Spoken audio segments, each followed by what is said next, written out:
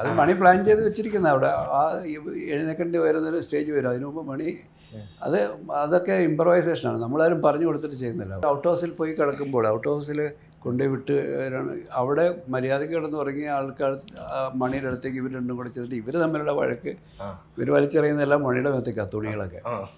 അയാളുടെ അതിൻ്റെ ഇടയിൽ പെട്ടുപോകുന്നൊരവസ്ഥയുണ്ട്. ഇയാൾക്ക് എന്താ കാര്യം എന്നറിയത്തില്ല. രണ്ടുപേരും കൂടെ വന്ന് ചീത്ത അവർ തമ്മിലുള്ള വഴക്ക് തീർക്കുക.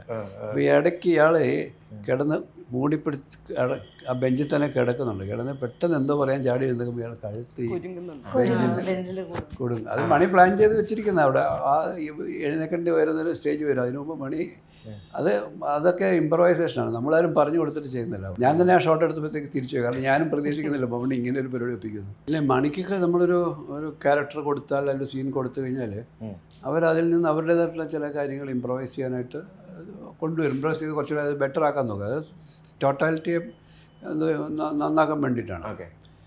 അപ്പോൾ അവർ പറയുന്ന ആ ഒരു എന്താണ് അവരുടെ ഭാഗത്തു നിന്നുള്ള കോൺട്രിബ്യൂഷൻസ് നമുക്ക് അക്സെപ്റ്റബിൾ ആണെങ്കിൽ അത് ചെയ്യാൻ സമ്മതിക്കും. അങ്ങനെ ഒരുപാടുണ്ട്. എല്ലാ സീനുകളിലും എന്തെങ്കിലുമൊക്കെ ആയിട്ട് അത് മണി ചെയ്തുകൊണ്ടിരിക്കും.